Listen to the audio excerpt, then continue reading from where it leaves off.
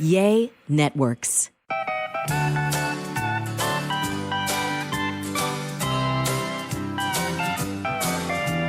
Welcome to another episode of A Sandwich and Some Lovin' podcast. I'm Kellie Raspberry Evans. I don't know what's going on. This is my husband and podcast partner, Alan Evans.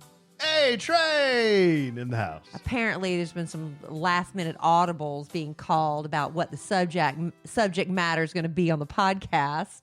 Well, how you figure? Are you doing impersonations? No. Well, you just said something about impersonations before we started the podcast. No. One of our live studio audience members and one of our very best customers and friends who we have actually partied with. Who? Sin Gallivan. Uh-huh. She, every time I was doing presidential impersonation, she would I could just hear her from San Antonio go, Joe! Oh, okay. No! So we're not doing any. It was like Darth Vader falling off the table when he was Darth Vader. No! It was There one you of go. those. There's your impersonation. Yeah, it was one of those. I was afraid you were going to start doing. Yeah, I didn't know what you have in mind. Sometimes like I don't know Clinton? what we're talking Like about. Clinton? Are you going to do Clinton? No, I'm not going to. All right. So I'm too tired to do Clinton. I think we have a lot of. I think we're all burned out on politics for a while. For a while. Maybe we'll revisit that in 2021. Maybe for the rest of my life. Yeah. Well, Alan is almost burned out on Christmas, and we haven't even started. But, last year we didn't put up any holiday decorations whatsoever except for this gigantic tree. Let's talk about holiday decorations. And Alan, all day yesterday, was out in the front yard assembling what we have and then deciding we need more. And so then he went to the Home Depot and bought more lights. And you've been working your little butt off. And I've been sitting in the house with a sinus headache like you cannot believe. It was so bad. And tell everybody about it, babe. Well, here's the deal. You did a great job. Well, thank you. I appreciate that. Appreciate you. Even greater because I didn't have to do any of it. But Christmas decorations, guys, I've done these my entire life. Ever since I've been a homeowner, which is a good part of my life, about half of my life. Well, when we I've first been a got homeowner. married, you really didn't do a lot of lights. It was very shocking. You thought I was going to be Mr. Christmas. I thought you were going to be like Clark Griswold. Well, I really did. I just, based upon the way you decorated your apartment when I met you and the way you make Christmas ornaments with your kids, I just assumed well, you know how I am. we would be the house in the neighborhood. I either do something balls to the wall or I don't do it. I mean, don't do for it. a couple of years, you didn't do it. Don't do it half-ass. Yeah, I wasn't going to do it half-ass. So I'm either going to not do it or I'm going to do it balls to the wall. This year, balls to the wall. Well, we got a freaking moose out there. We've got 2 moving deer. Now we've added a sled pulled by a deer. yes. 2 miniature schnauzers. They're pretty cute with Santa hats. With Santa hats on that are lighted, and then lights that outline the entire flower beds at Evans Manor, which are not insignificant flower beds. And not done yet because... Well, here's the deal, and this is what I was about to say. Every time, I don't know about you, dear good listener, but every time you put up Christmas decorations, isn't there something that's messed up or effed up? It never goes completely... It never goes according to plan. Ever. You either have a strand that's burned out, or you're missing a power strip, or your extension cord is too short, or you go to Homey D's, and when you come back, something isn't working, so you have to go back to Homey D's, exchange it, buy the same thing. So I had that happen. Something I bought at Homey D's didn't work. And not only that, my lawn guy cut one of the Christmas light cords with his weed eater. Destroyed it. First world problem, but that's what happened. Yeah. So I was out there today, and you heard the biggest "Duh!" when I found that my work of art had been cut in half. Yeah. It was pretty disappointing. Yes. And then I'm out there thinking, I'm saying to him, what else can we do? Oh, yeah. Every time. We need to add a little more. This is a little blank spot over here. Yeah, every time Home Slice comes out, she's like, well, I think... It looks great, honey. Yeah, I think it looks great, but I think a little soldier would look good here. And something. Hey, this tree could need a little something. It's a little dark something. in that corner of the yard. Yeah. Yeah. So I'm done. No, you're not. You got to fix that one that the long guy sliced. Yeah, that's true. I have to go back to Homey D's tomorrow, take back a strand that didn't work, and buy another strand. And not return. We threw away the sliced wire. That was idiot tax. I mean, Yeah. I bet a lot of people would have taken it back and just pretended like, oh, it's not working. No, that guy? We were honest. Because I have been that person who has bought something from a store thinking I'm buying a new product. And when I get home, something's missing or there's a DVD in the player. When it was not just a DVD, it was porn. That was really great to have that surprise. But I remember one time I got a VCR, DVD player, and got home, and my brother-in-law at the time hooked it up because my husband didn't know how to do it at the time, and his parents were there, and he's like, oh, there's a DVD in there. It was press play porn, and there was no remote control.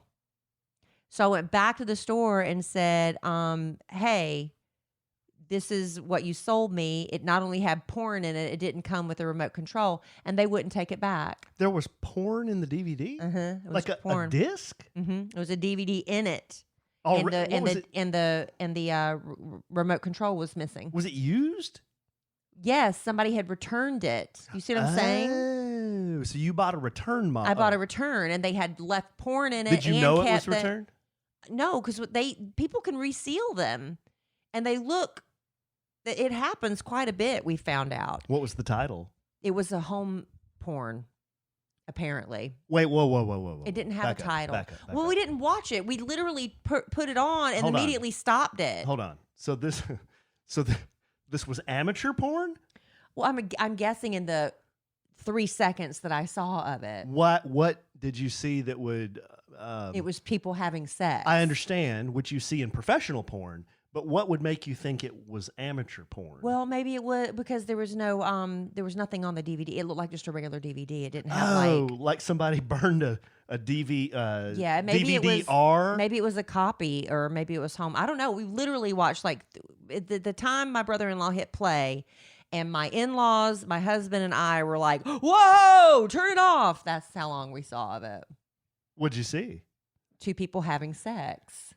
Very large people. Male too. And female? 2 female? It was a man and a woman. It was a man and a woman, and they were large. What? They were large? They were very large. So this was... Okay. That's what was in there. Okay. And then they wouldn't take it back. You know why they wouldn't take it back? Because I didn't have the remote control. I said, I bought it from you without the remote control. It was a used DVD player. You sold me one with porn in it and no remote control. They wouldn't take it back. What business was this? I don't want to say. Oh, come on. I don't want to say. Best Buy? No, it was not. Circuit City? It was not. Remember Circuit City? I do remember Circuit City, but it was not either one of those places. But anyway, I digress greatly. Wow, you never told me that. Yeah. I've told that on the radio a long, long time ago, but that was when you were listening to The Ticket. That was before you married me. Yeah. But a lot of people, I got that DVR player as a Christmas gift. And I have been really trying to get some Christmas gifts knocked out. And there was a survey that somebody did that said, Statista.com, 38% of the adults polled say they started buying Christmas presents in October. That's a little more than a third of us.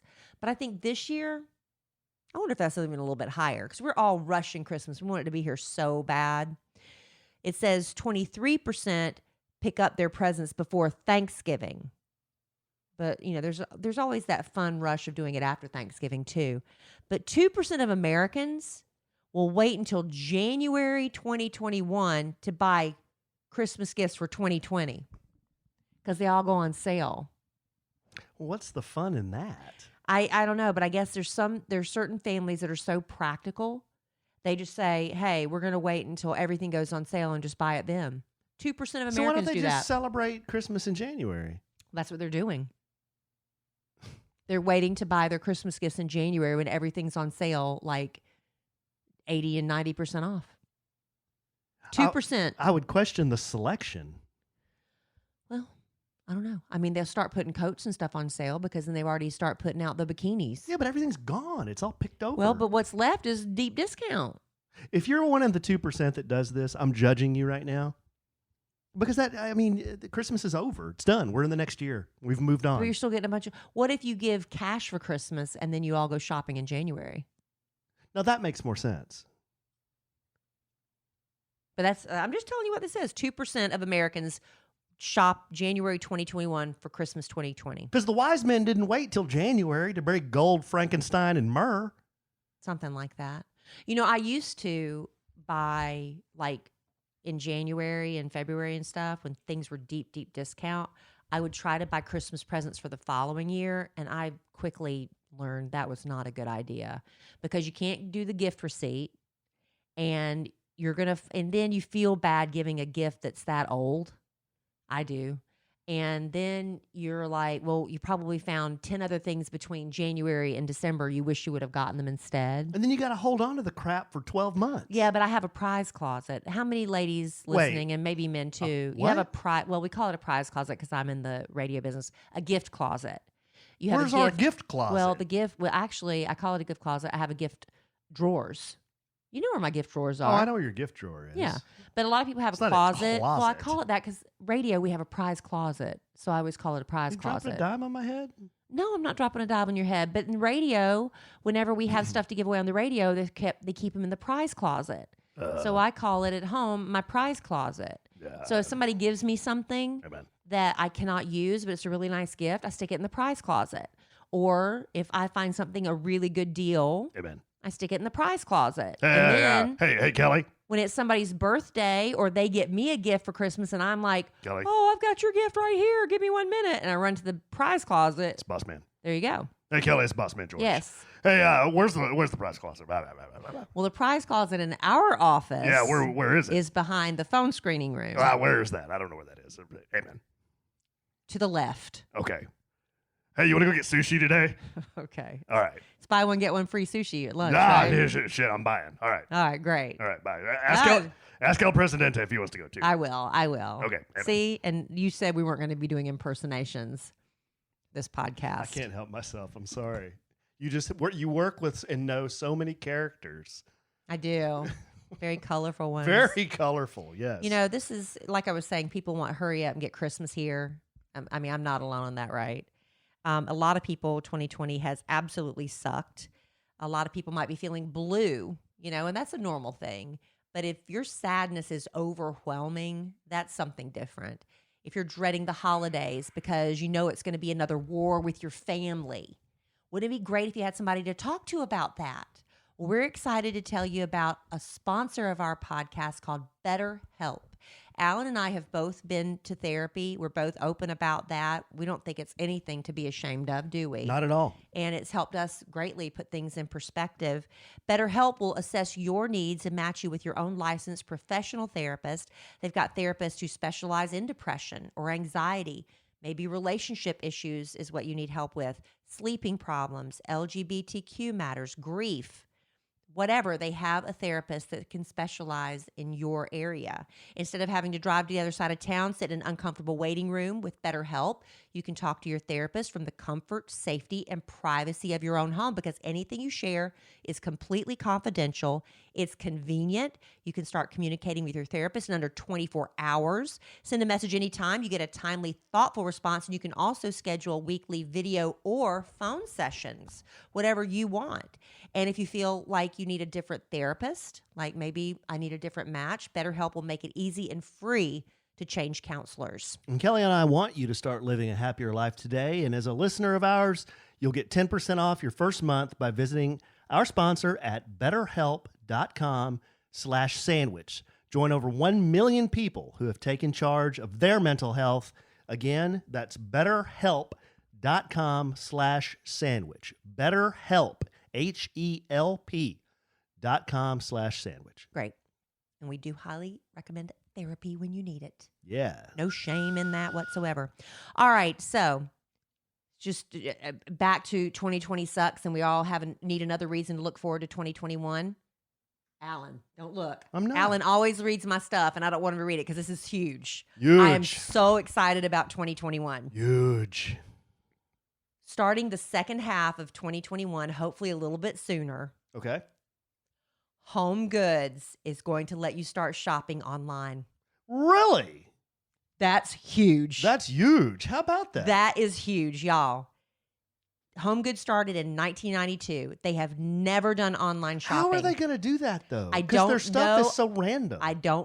Who cares? I don't know. But no, it is random, a lot of it, but some of it is the same, right? Maybe they'll have to start, I don't know. I don't know how they're going to do it. Okay, hold on. I don't know how they're going to do But it. the reason I like going to Home Goods and digging around is because of that hidden gem. But you can still do that.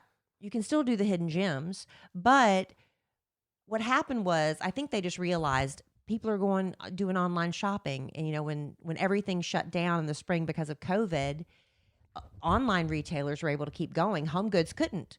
They had to shut their doors. And remember when they opened, even though we were in masks and they were having people that wouldn't let you in, they were only letting like 20 people in at a time. The store shelves, when Alan and I went, they were practically bare because they weren't able to restock. Wasn't a lot of inventory. There was nothing there. They said when Home Goods reopened, people could not get there fast enough. We were so excited. They had a 15% increase in sales compared to the same period last year. Just because we all were like, we've got to go to a store and buy something. Can I make an observation about Home Goods Yeah. that I noticed during the pandemic? Yeah. Around here in Texas, USA, God's country, people are really, really good about wearing masks. I mean, I rarely see somebody. I've seen some people like make a point of. Have you? Because I was at a store where people wanted to let them know. Oh, okay. Well, They walk in without the mask, knowing they're going to be told to leave, so they can make their statement and leave. I've seen that. well, I have not observed that too much. In fact, I rarely see anyone without a mask on nowadays. So that is a pretty well followed rule. You know what the least followed rule in the pandemic is? The one that everyone they could give a rat's you know what about. And they just don't care. They don't follow it. Nobody does. 6 feet separation? No, 6 feet is, you remember that lady told me to back off one time at Homie D's because I was like 5 feet. Well, I can't think of anything else. It's the little arrows on the floor at Home Goods. Those are ridiculous. Those are ridiculous. Nobody gives a rip. I tried. About the flow in the No, store. I People are going tried. upstream, downstream. They don't care. I know. And I tried that because I'm a rule follower. I'm a rule follower. Are you? Oh, yes. I'm a big time Really? rule follower. Really? Don't bring up the fact that I go 10 miles over the speed limit. The police officers said I could do 8. But I am a rule follower 90% of the time, Alan. You're going to call me on something. But you can ask anybody, all my friends and stuff. I'm a rule follower. And so, except when it comes to those arrows on the floor. Yeah. Because I'm not looking down every Nobody time and having cares. to. And if there's something on this aisle you want, you have to go around 2 aisles to get back to it. That's a pain in the butt. Nobody follows those. No, nobody's. And it's not they're trying to be obnoxious. They No, just it's don't just see they it. just either don't see it or don't care. There's whatever. Yeah. Yeah. I got on my mask. I mean, I want to grab a freaking pumpkin spice candle. I'm going upstream to grab it. So anyway, you can go to homegoods.com right now. You just can't buy anything. I think it just gives you store locations and like ideas. They have like social media people that post really pretty rooms and stuff on there. But less than a year from now, you can shop at homegoods.com. I thought that was seriously, really exciting. I hope it's not cookie cutter stuff. I hope it's like hidden gems.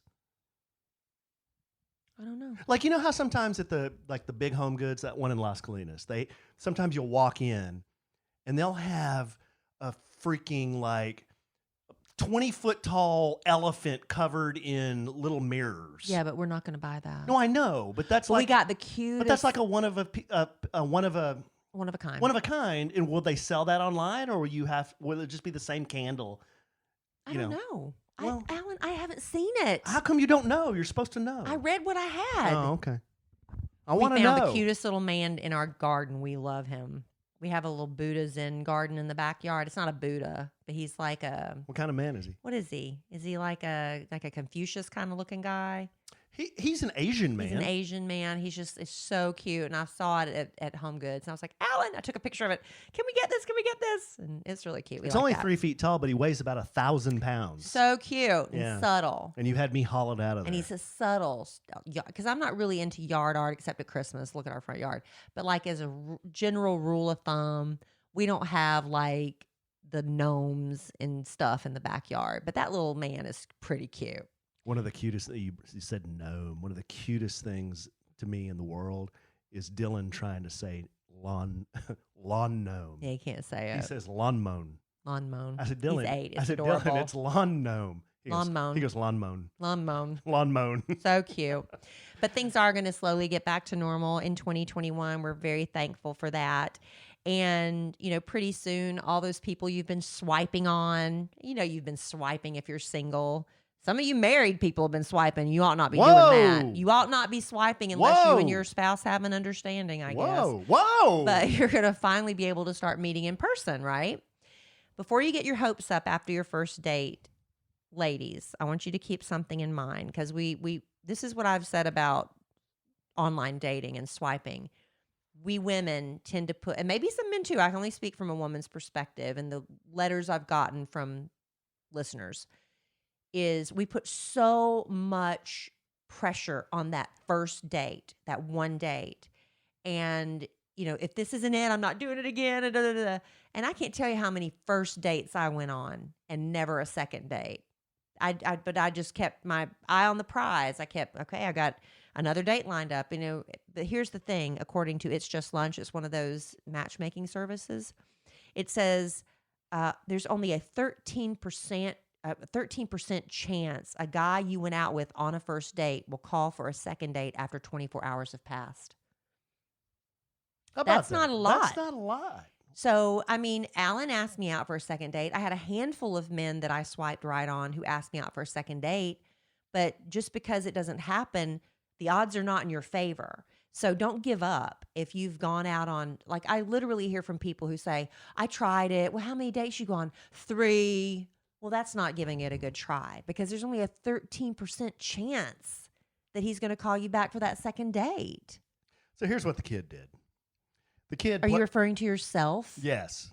See, if he'd done this on our first date, I might not have answered yes to the second date. The kid played it really cool on the first date. The kid. It was pleasant. We've both maintained, said a million times on this podcast, it was nice. It was pleasant. There weren't fireworks, but hey, You know what? I thought it was good. It was fine. It was fine. It was yeah. fine. So I thought, I'm going to go out with her again. You're going to bless me with your presence Yeah, again? that's not what I said. Well, So you're alluding to it. I can't remember. Did I call or text or say, hey, let's go out You again? were bad about calling. You texted a lot. And I had these firm rules. I'm not a big phone guy. I had these firm rules and I did enforce them for a while. If a guy would text me and ask me for a date, I'm like, I know you didn't just ask me by text. You're going to call me, right? I didn't do that. Did I? No, I didn't do that to you. Oh. You texted me. We were still, yeah. So I had to let some of my hard rules. You have to let some of your rules go every once in a while. Oh, but where I was going with that rambling story was that I waited until the third date to bring out the heavy artillery. The magic. Yes. Yeah. And it went over real well. It went over real well. Hey. Real well. Hey. I remember we were sitting in the Silver Fox Steakhouse. All I know is people been. pulled their chairs over to our table. Yeah. Yeah. So he pulled out a deck of cards and started, and I immediately folded my arms and went into my defensive posture. I was like, what are you doing? Hey, I'd seen that bit before. Hey, I had some girls fold their arms on the first date. Because you showed him magic on the first date? Yeah. And that's when you learned not to do that? No, if I knew it wasn't going anywhere, I'd just start doing magic on the first date. So you knew it was a date killer, but you do it anyway? Mm-hmm. Why'd you do it with me? Well, because I knew we got past the we hump. had a pleasant time the first 2 times. So now it was a test of if I was going to stay? Yes, it was. It was a test of your willpower. Let me just tell you, magicians never tell their tricks, but Alan told me both of his tricks that night because I was like, I feel stupid. You're making me feel stupid that I don't know how you're doing it. So he showed me how they worked. And I couldn't tell you to this day. But you have Hashimoto's. I can't remember. You can't remember 10 but in minutes that ago. moment, I didn't feel stupid because you showed me. Yes. Anyway, so if Sorry, what were we talking meet about? if you meet somebody after the first date and they don't ask you back out again, just remember the odds weren't in your favor anyway. So don't put all your eggs in one basket. When I met Alan, I've said this before. I don't know if it's true for Alan though. I think because he had given up and had just started back. He was going to give it one more try. So I might have been your only person you were seeing at that time. No, I've told you there were a Couple But I mean, no, but in January. Couple of stragglers. But we met like January 7th or something. Oh, you just started back. Right. So you'd given up. Yeah. So at that time, I was the only one at that time. Well, there's some stragglers from 15 or 16. We met in January 16. Okay, so from the end of 15, there might have been a few stragglers. I was defeated. I had given up. Yeah. Yeah. Well, when I met Alan, I was having a lot of fun, and I was probably So was I. I was probably seeing. I was having a I lot of fun. Two other guys when I met you. I was having a lot of fun too. I was having a lot of fun. So anyway, I was having more fun. my point is I didn't just meet one and say, okay, I'm not going to swipe right on anybody else because I have to give all my energy to this one. No, don't do that. You know, just play. Don't be a little whore. Whoa! I'm being honest. Don't be a little slut and sleep with What? everybody. Hey, this is tough love. Easy. This is tough love. 2021 coming hard. 2021, I'm coming hard, ladies. If you don't want to be single in 2022, start playing it a little differently. Look, what hasn't worked for you, let's change it up. Hey, if you're that horny, you just want to sleep with it and get it over with, do it. But if you want a relationship, you don't give that up right off the bat. You just don't. What? Nothing. What do you want to say? You want to encourage them to sleep with everybody on the first date? No. What could you possibly say that would contradict that? Nothing. I wouldn't say anything that would contradict anything you said. I would just change my voice when you say words like that. No. Because I back up what I say. I mean what I say. Well, So I if mean the what guy- I say too, so if but the I guy- change my voice when I say whore. Look at how bad it is. horny. Let's say. What else did you say? I said slut and hoe. Slut, hoe, and Listen. horny. If the odds are he's not going to call you back for a second date, only 13% chance. Then you slept with him. Do you know how much worse you're going to feel? You're going to feel used. I'd rather just feel rejected than used. Okay. But if you've already swiped right and you've fallen in love. Hey, hold on. What? Some women, they do that as much as guys. That's what I do. said. If you just want to have sex with them and get it over with, go. But if Okay. you want, did you not hear me? I said if you want a real relationship to have a chance, there have been a lot of people who have slept with each other on the first date and they're married 25, 30 years, and that it can work. Mm-hmm. But it doesn't. You have a better chance of it working if you don't do that right off the bat. I agree with that. Okay. I just want to Sleep with everybody if you want. I just want to put on the record Okay. that women like sex as much as men, maybe more, on the first I date. don't know why you're talking that way.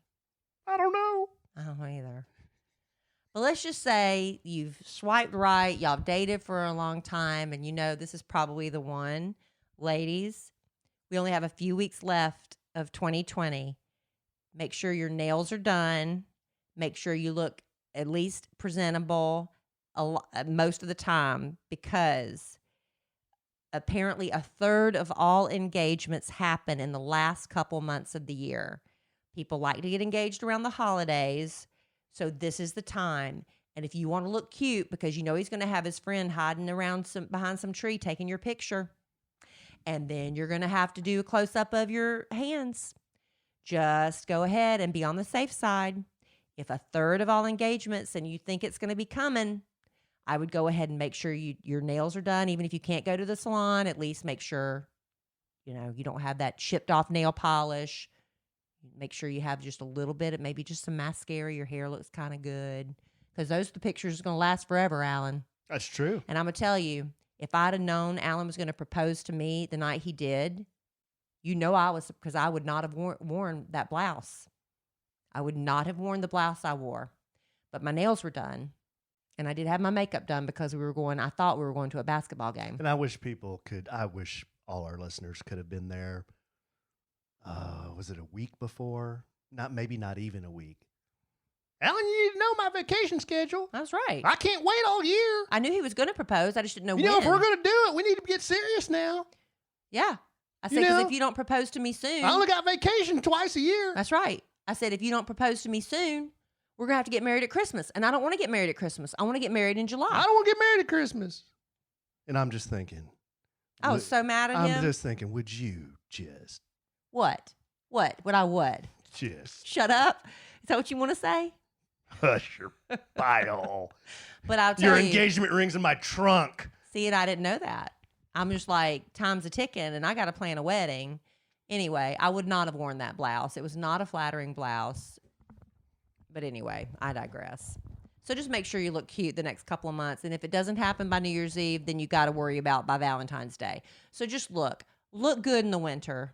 Do the best you can, just in case. Winter isn't typically everyone's kind of like best time, is it? Well, we do, when we got engaged, we were both we were happy weight. Whoa, wait a minute. Look back at our pictures. I was happy weight? I was happy weight. No, I was happy. I was real happy weight. I was big husky AE.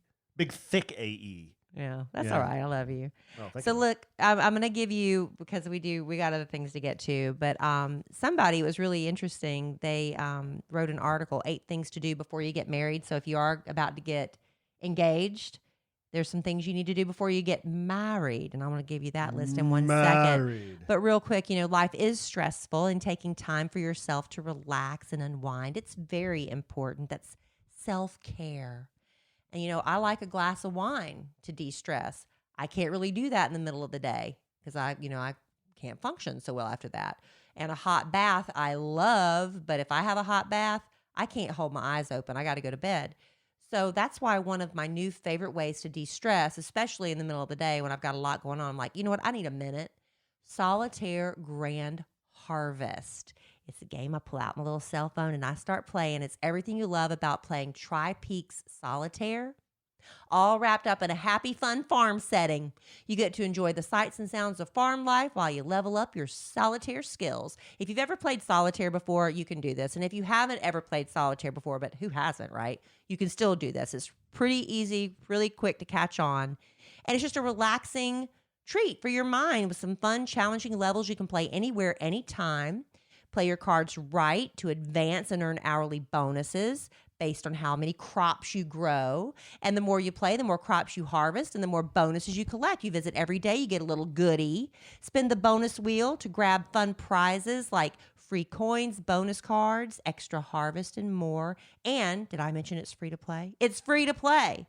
If you connect your social accounts, you can see how your other friends are progressing in Solitaire Grand Harvest. Even have a little friendly competition while you're stuck at home. And right now I'm collecting gems and building attractions at the Harvest Festival. And I am on level 46. If you'd like to get started and catch up with me. And whether you're stuck inside or just dreaming of the great outdoors, now you can have a fun farm-style getaway right at your fingertips. Download Solitaire Grand Harvest for free today in the Apple App Store, Google Play, and Amazon. It's everywhere. Solitaire Grand Harvest. Level 46. That's me. Mm. You think I should be higher than 46 by now? Get it, babe. How Think I many should be levels? higher? How many levels are there? It's endless, I think. It's endless. Well, I don't know. I'm sure they're adding new levels all the time for people like me that's like knocking them out I like know. the way I do. Love that game. All right. So this lovely woman named Tanya Hussein, she wrote an article for yourtango.com. 8 things to do before you get married. So he put a ring on it, or if he's thinking about putting a ring on it, here's some things you must do according to this advice. Have sex. Number 1. Well, I'm getting to that. Let's go in order though. Travel. Okay. This is really very important. How you travel with someone, it can make or break a relationship. And Bill Murray, actually, you know how Bill Murray, the comedian, likes to crash things? He'll crash people's weddings and pictures and stuff. He actually crashed a bachelor party back in 2014, and somebody asked them, his advice. He said, travel is the best test of true love. If you can travel the globe with someone, visit places that are hard to get to or hard to get out of, yet still be in love at the end of it, marry that person. Researchers also say travel strengthens emotional and physical intimacy while furthering bonding. And this is one of the reasons they send people on The Bachelor and Bachelorette, when they're not in quarantine like they are right now, traveling all around the world. That's one of the reasons, because traveling does something. It stimulates those feelings of intimacy. You're in a foreign culture, a foreign country. We're doing this together. Look at us bonding, and then they get back to real life and they don't have, the camera crews and everybody setting up all these adventures for them, but it does make a difference. I think we travel well together. We do travel well together. You were panicking about traveling with me the first time, though. Real nervous about it. Well, yeah, because as you said the last time on the phone, on the podcast, you could hear me using the bathroom. No. That was the first time we traveled together. No, I thought it was when I took you to Lubbock. Was that before? Was that before or after Wine Country? I don't know, but you were panicking about what are we going to talk about in the car. Well, how many hours drive was that? It was about 5 hours from That's Dallas. 5 hours of talking. That's a lot. No, I mean, we listened to music. We talked. did. We stopped Alan- at Dairy Queen. We did all kinds of Alan stuff. was really great. He downloaded like all of Prince's albums or something, and so we could do like a fun Prince sing along for part of it. And it went Because really didn't well. Prince, didn't he pass like real Yeah. close to that? Yeah. Yeah. That was cool. Number 2, discuss financial issues. The good, the bad, the ugly of finances is important to discuss. This financial planner named Kellie Long, she wrote this article in the Wall Street Journal, and basically, money secrets have no place in a marriage.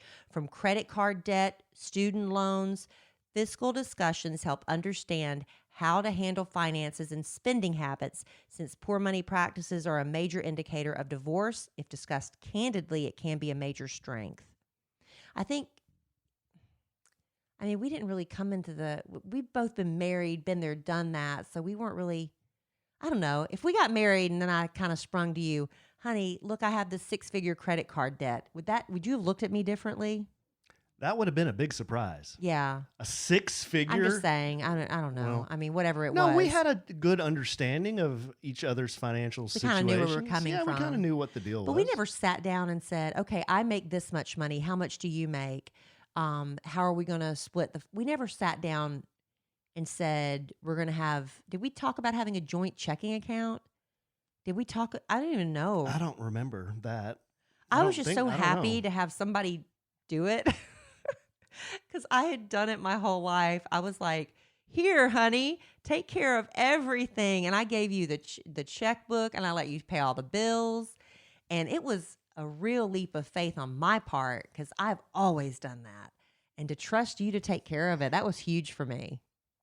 Well, first thing I did is get in there and cut unneeded costs. There was a lot of that. Did.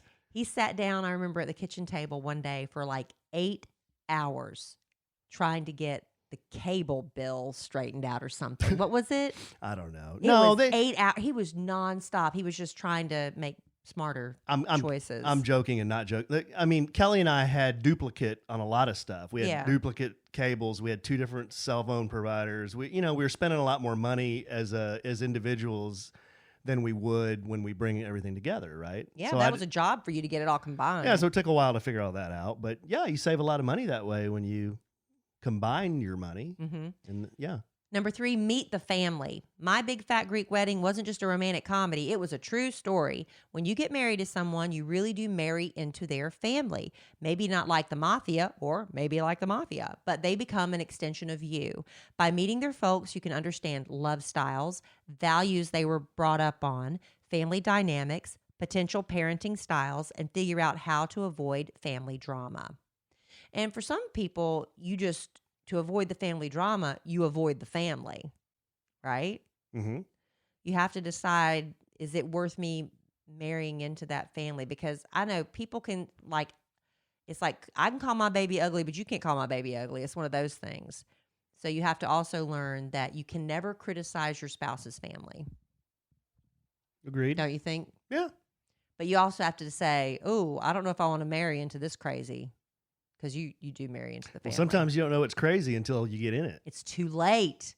It's too late. Then what are you going to do? But if you elope with someone, if you have this whirlwind romance and everything's great, and then you meet the family, you're like, eh. It's like on The Bachelor and Bachelorette when they finally get to meet the family for those home visits. That's the only time Alan ever watches the hometown visits. But I don't know if they're going to have hometown visits this season because they're in quarantine. Are they still doing Bachelorette? Yeah, they're all stuck at this. Alan won't watch until it's the final 4 because that's when they go home to meet the families, and he figures that's all he needs to see. And he watches from that point on and does get invested, but up to that point he does not. But they're all stuck at this hotel, this big spa resort in California. So I don't know how they're going to do the hometown Man, every visits. year I think the group of guys they have on there is the biggest bunch of douches that I've ever seen, and then the next year just tops them. It's fun. The batch, Tasha, y'all, if y'all are not watching, She's great. Tasha is so awesome. I love her. I love her I'm personality. down with her. I love her personality, her attitude. Love her. She can do no wrong yet. She hasn't screwed up yet. She's pretty hot She's too. very hot. All right. So number 4, talk about faith and politics. Don't you wish you had this discussion before you headed into 2020? It's been a brutal year, right? Anyway, sometimes the biggest arguments rise from the discussion of faith and politics. Kellie. This is why talking about these two are vital before tying the knot, especially if you hope to raise a family together, because especially if you're coming from 2 different religions, I was robbed. you may think it doesn't matter until it comes time to, oh, we have children now. Where are we going to go to church? And then it becomes a problem. Kellie. It doesn't matter so much as to what your faith or political views are separately, but that you two can come together on mutual agreements and grow. Agreed. I'm down with that too. Do you think it's possible to have, especially after 2020, to have 2 different political affiliations in the same household? Sure it is. It would be hard, but you just have to learn what boundaries you can and can't cross. Well, if there are 2 adults in the house, yeah, I think it would be possible. But you know, it's like Florida-Georgia line. Did y'all hear me talk about that on the Showbiz Top 5? They stopped, one of them unfollowed the other because one was a huge Trump supporter and one was a huge Biden supporter. And the Biden supporter unfollowed the Trump supporter because he said, I can't remember the names, but he said, I love you in real life, but I don't love what I see on your Instagram. So he unfollowed him and people just thought they were breaking up. And he said, no, we love each other like brothers, but I just couldn't see that. I had to unfollow some people because I just didn't. It was just so ugly. I don't want to see that. They didn't want to see each other's social media. Right, right. But are they still friends? They're still a group. They did not break up. Oh, okay. Number 5, and here's something that Alan already brought into the relationship: create bucket lists. But not They got just, that on there, huh? Mhm. How about that? Bucket lists are fun when you want to achieve and experience something out of the ordinary. By creating one for you and your partner from the mundane to the wacky, and we do mean wacky, not only is it an enjoyable way to connect with each other and embrace mutual quirks, but varied tasks create a profound effect on communication and connection. But you don't have like this vague bucket list before I die. You said, I like to do an annual bucket list. If you do a bucket list before you die, you'll never do it. Right. So it has to be an annual thing. You got to put some time on it. But you also have to be realistic, because the first year we did a bucket list and we were I thought we were pretty good. We tackled a lot on that bucket list. And then the next year I was kind of like really vague. Is obtuse the right word? You won't do it if they're vague. And it was just like, it was nothing specific, and I didn't do it. And then this year, we should go pull out the bucket list and read it, because 2020 just screwed everything up. I don't know how much we did. I'll have to go look. Well, I know don't where it is. I had RV with the boys on mine. You did that, yeah. I knocked that out. I'll go look at that, but we'll have to go over our bucket list before the end of the year. We'll whip it out and take a look at it. Because Alan and I's tradition, because I was hosting a New Year's Eve party for many years, we would go out on December 30th to a nice steak dinner or whatever, and we'd pull out the book, and we'd each write down what we wanted to accomplish in the year ahead. We're going to do it again this year. Yeah, we might just cross out the 0 and make it a 1, 2021. I don't know. Wow. Number 6, learn sexual expectations. What does that mean? These are the 8 things to do before you get married, according to Tanya Hussein. From Expectations? Since sexual incompatibility is one of the leading causes of marital dissatisfaction, infidelity, and divorce, figure out if you and your partner are sexually compatible by talking openly. It might seem a tad taboo to talk about it initially, but if you and your partner are truly a perfect match, communication should be a breeze in and out of the bedroom without fear of judgment or criticism. Okay. No comments from the peanut gallery on that? Do you want me to comment on this? Do I? I don't know. I will talk openly here on Go this ahead. Okay. Are you going to change your voice? No, we've how can I say this? I don't know. No, there are certain things that I prefer that you don't necessarily prefer. And we've talked openly. And I think I've tried to make you feel comfortable when performing these acrobatics. Y'all, he's so full of crap right now. Really? Really? I'm so full of crap? Acrobatics? Yes. When have I done anything acrobatic in Well, 2020? you told us 3 podcasts ago you hike your leg up on the top of the shower.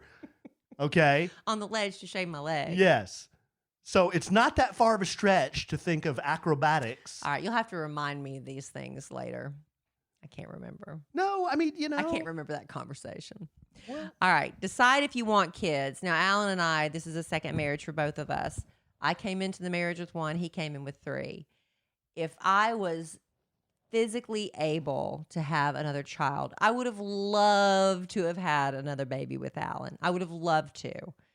Not in the cards for us, but you need to discuss that because I wanted to go through the process of childbirth because I only was pregnant once and I really wanted to, and I did not have a great experience, and I wanted to have a beautiful experience being pregnant.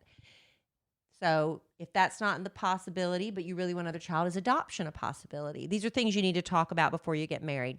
Having this talk helps present a balanced dynamic without any unexpected surprises down the road. If they don't want children now or vice versa, don't start thinking, oh, their mind will change over the years while you compromise on what you want. If this is the present case, both of you might be better off with someone else. And we've seen that. yeah, that's a big one. I mean, Where people say, I yeah. want kids maybe one day, and then about 5 years in, I don't really Yeah. want kids. And Yeah. then what do? It's like, well, that's 5 years of fertility out the window. You got to be on the same page there. And Yeah. maybe for us, that was, God's intervention there because at this point in my life, I would not want any more kids. Yeah, I'm tired. And if I had met somebody, but I would love to have had a baby with you. and if I had met somebody that I definitely want kids, it wouldn't have worked. Well, see, that's what I told Big Al, because when Big Al was My dating a woman man. much younger than he, and she wanted children, and he's like, I don't want any more children. And then he's like thinking, all right, well, maybe I'll let her have 1. And so when she heard that, she's like, well, now I want 2. And it was just like a big, and they're not together anymore. She's married to someone her own age who can give her babies. All right, so number 8, last thing, examine conflict. Take part in activities together, whether through creative projects or common goals. If complications arise, but you two argue fairly, you're good to go. So We did that. yeah, you need. Remember when I threw you words off with the back? friends. Remember when I threw you off the back of that jet ski? That wasn't a really big fight, but you did make me get back on because I was like, I'm done. And I was like, get back on. And I did. But like words with friends, that was a huge test of our relationship. It was. Okay. It was. Okay. But honestly, I've just given up on that. because I'm not going to name names, but I knew somebody, and when she and he got married, and she's like, we never fight. It's if it's work, you shouldn't have to work at love. It's not that. And then I ran into her about 5 or 6 years later. They are still married. She's like, girl, I don't know what I was thinking. Because, for a lot of people, it is sunshine and roses and you don't ever fight. And then suddenly you get married and you're like, what? And then conflict comes up and you're like, oh, that's a side of you I never thought I'd see. And some people fight really ugly and really unfair. Fighting fair is huge in a marriage. So if you see some things that are warning signs, y'all need to figure that out while you're just engaged and not married, because once you got a ring on it, there's certain things you can change about how you fight. On one of the very first podcasts we did, we talked about this. Mhm. And I maintained that you should do some type of project with your prospective future spouse. That's stressful. That is a little bit A, stressful. a project that requires a lot of teamwork. Yeah. Wallpapering, painting a room, building something. Landscaping. Landscaping. Really, know. really a job that requires. And it's funny, Kelly brings that up. Before we were married, I was helping her with some of her landscaping at her house that she was living in. And I didn't even ask Kelly, but she really was a great helper. I mean, she was I running. was still trying to impress you. She was running me stuff, and I was like, wow, Yeah. she's a good help. I was trying to show you what a team player I was. Oh, yeah. And then yesterday, Alan's out in the yard for like 8 hours, put up Christmas lights, and I never checked on him once. I tell you what, guys. I never checked on him once. I In my tell you defense, I had what. a sinus headache you cannot believe. I was so I could sick with the sinus I headache. could have freaking died tits up out there, and nobody would have found me for 8 hours. I felt horrible. I swear, it never even crossed my It mind was to check hot. on him. I had no water. He came in I the was house. dizzy. Yes, he came in the house. He's like, I think I'm going to get something to drink. I'm like, oh, I'm sorry. Did you need something? I feel so bad. No, I'm fine. I never thought to check on him. I was good. But I man, was he's good. out there when we were first dating like 4 months. I'm like, what can I bring was you, good. honey? One You're of the so sexy. One of our neighbors asked me if I was okay. Oh, it was so bad. I felt bad about that. That's okay. But those are the 8 things to kind of keep in mind before you walk down That's the good aisle. stuff. That's good content. We try to be helpful where I can. Very helpful, babe. You know, Alan, life with him is never boring, right?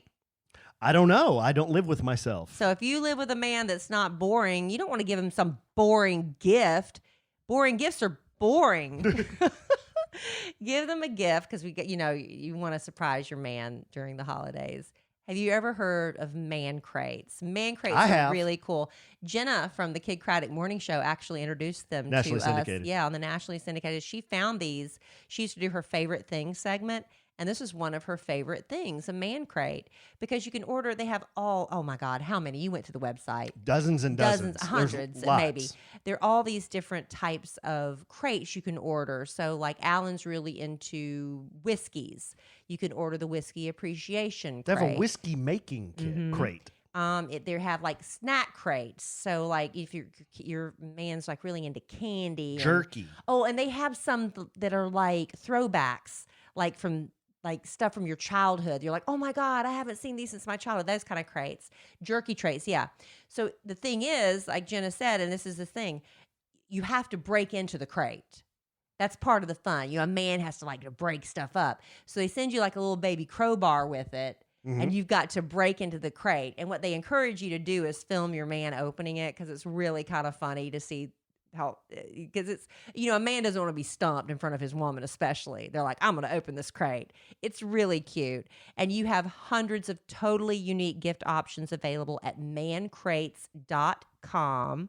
I already told you about the whiskey appreciation. They have the Grill Master crate if your man's into grilling. It has a brass knuckle meat tenderizer in it. That's fun and manly, pounded out with brass knuckles. That is very manly. A cast iron smoker box, steak thermometers, more. So fun things like that. Man Crates packs the gift in a unique container. Watching it, like I said, you got to film it. It's really fun. They can also do free personalization. And every Man Crate gift comes with a 100% satisfaction guarantee. He will think it's awesome.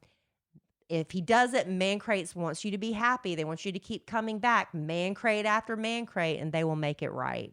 So check out an endless selection of personalized gifts the guys in your life will love, and their best discounts available at mancrates.com/sandwich. That's mancrates.com/sandwich. mancrates.com/sandwich. Check those men off your list, ladies. mancrates.com/sandwich. All right, babe. What we're going to do here is bring it home for Jerome with a little bit of content I brought to the show. Thank you.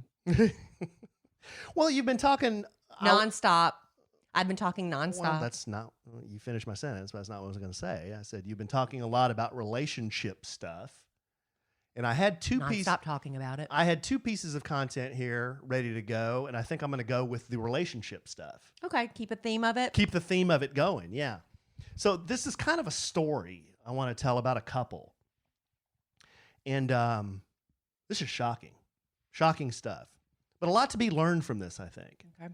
All right, so I'm just going to do it at a real high level, and you can tell me what you think about really this guy. He's kind of the main character. Sorry, my coasters are not working. Have you ever heard of a guy named Carl Tanzler? No. Have you not? Okay.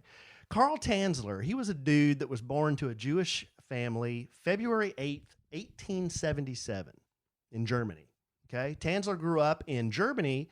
Some point, he found his way to Australia just prior to the outbreak of World War I. Now, around 1920, he married Doris Schaefer, and together they had 2 children, Aisha and Clarissa. Clarissa died in 1934 of diphtheria. Okay. Tanzler immigrated to the U.S. from Germany in 1926, and he sailed from Rotterdam to Havana, Cuba. From Cuba, he settled in Zephyrhills, Florida, where his sister had already immigrated. And Hills? Zephyr Hills? Is it Zephyr Hills? Zephyrhills? Zephyr Hills? Someone in Florida is yelling at me right now. That says Zephyr Hills. Okay, let's just say Florida. And he was later joined by his wife and 2 daughters. This is before one of his daughters died. Leaving his family behind in Zephyr Hills in 1927, he took a job as a radiology technician at the U.S. Marine Hospital in Key West under the name Carl von Kossel. Okay, here's where it starts getting weird. So that wasn't his real name? Well, he was born Carl Tanzler. Why'd he change it? Well, I don't know. During his childhood in Germany and later while traveling briefly in Italy, Tanzler claimed to have been visited by visions of a dead, purported ancestor, Countess Anna Constantia von Kossel. That's why he changed his name. Who revealed the face of his true love, an exotic, dark-haired woman to him. Okay? Mm-hmm. Now, in April 1930, he was working at the Marine Hospital in Key West. Tanzler met Maria Elena Helen's the name she went by, Milagro de Hoyos. What? Why don't people go by their names? Well, she was Elena, Helen, a local Cuban-American woman who had been brought to the hospital by her mother for an examination by Tanzler. Tanzler immediately recognized her as the beautiful, dark-haired woman that had been revealed to him in his visions. By all accounts, Hoyos was viewed as a local beauty in Key West. Was he still married? That is unclear. Elena was eventually diagnosed with tuberculosis, typically fatal at the time. Tanzler tried everything he could. His self-professed medical knowledge attempted to treat and cure her with a variety of medicines, as well as X-ray and electrical equipment that were brought to her home, to Hoyos' home, Helen's home. Tanzler showered her with gifts, jewelry, clothing, and allegedly professed his love to her, but no evidence has ever surfaced to show that any of his affection was reciprocated. Well, she died, right? She died of tuberculosis. One evening in April 1933, Tanzler crept through the cemetery where Elena was buried and removed her body from the mausoleum, carting it through the cemetery after dark on a toy wagon and transporting it to his home. He reportedly said that Elena's spirit would come to him. Okay, he's crazy. When he would sit by her grave and serenade her corpse with a favorite Spanish song. He also said that she would often tell him to take her from the grave. All right. Tanzler attached the corpse's bones together with piano wire and fitted the face with glass eyes. As the corpse decomposed, he's crazy, y'all. Tanzler replaced it with silk cloth soaked in wax and plaster of Paris. As the hair fell out of Elena's decomposing scalp, Tanzler fashioned a wig from her hair that he had previously obtained from her mother.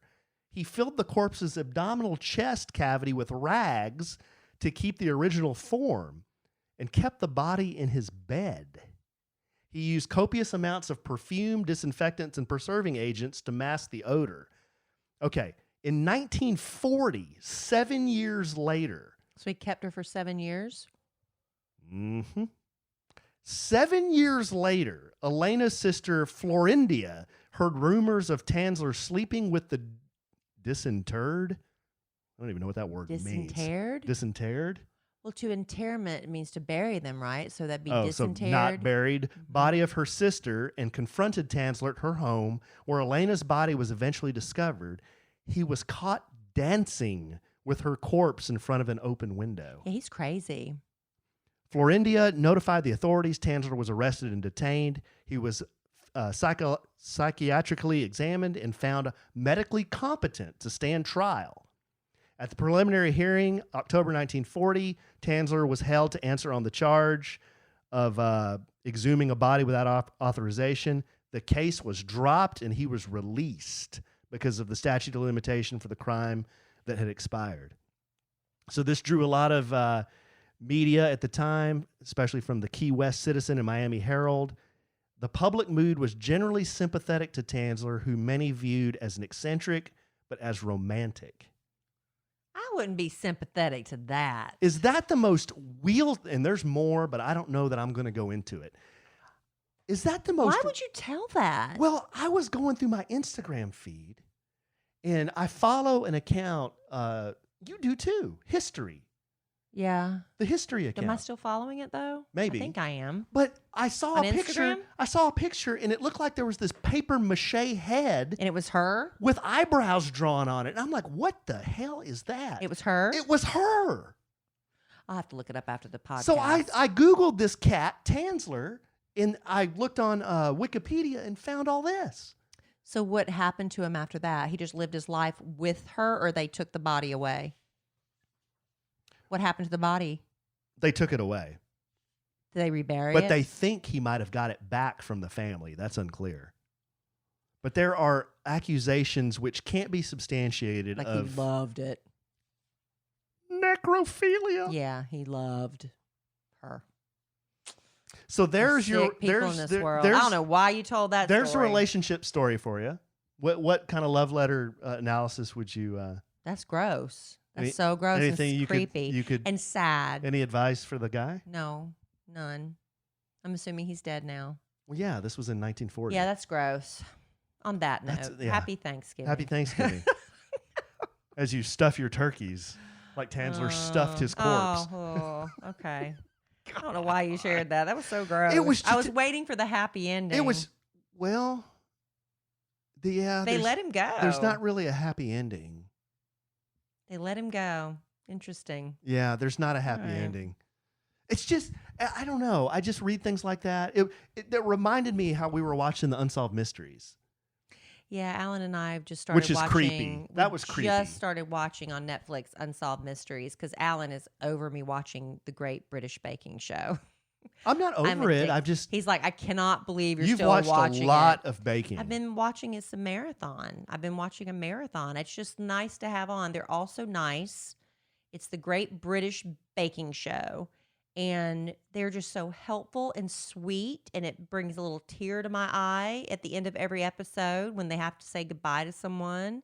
And I looked it up, because they have this big competition. They last for weeks. And the last person standing, the last person baking, wins a cake stand and a bouquet of flowers.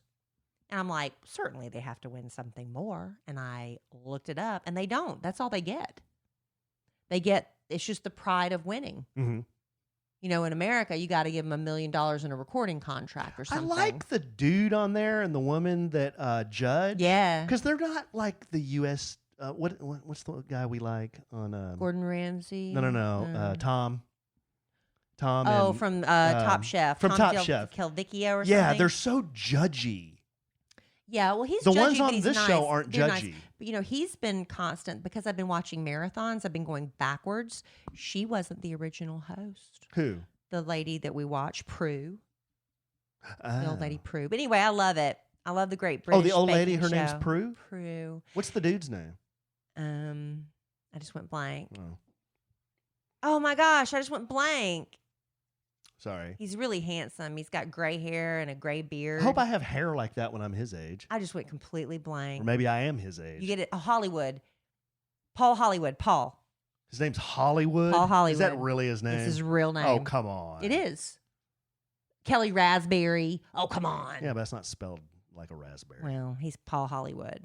All right. So anyway, that's my recommendation for Netflix. But Alan was saying we started watching Unsolved Mysteries. Watch another one. It's too creepy. That's what reminded me of that story reminded me That's of not too creepy. one of those unsolved mysteries. That's not too creepy. Let's go watch another one. That's kind of creepy. Let's wrap up the podcast. We thank you all for hanging All right, out with babe. us. It was great. The next time we talk to you, it'll be Thanksgiving. So, and real quick, I meant to say this at the beginning of the podcast and I forgot. I am asked every year for my mama's macaroni and cheese recipe. If you want it, I always have to relink it. I finally put it on my Instagram stories where I save them on the highlights. So I did a video where I make it and I've got the directions on there. But if you go to my Instagram at Kellie Raspberry, click on the highlights, the recipe for my mama's macaroni and cheese is on there. It's, just a couple minutes of your life. You can, and I even typed out the little instructions. Okay. So there you go. For your Thanksgiving, you're going to thank me. Everybody loves it. It's super easy. People DM me all the time how much they love it. Everybody loves it. Everyone says so. It's terrific. Yes. Can you do that in a different voice? Why would I do that? Everyone loves it. Believe me. Everybody says so. I don't know why I sound like Ronald Reagan. Again, the impersonations just will not stop. All right, babe. Well, I love you desperately. I love you too. I love our listeners desperately. Love y'all. I love Thanksgiving desperately. Make that macaroni and cheese. You won't be sorry. I love your mom's macaroni and cheese desperately. So good. No, I can be fat out on that all day, every day. Very, very It's good and easy. It's good stuff. But I'm sure we'll podcast again real soon. And in the immortal words of the great Keanu Reeves, life is good. Have a good sandwich.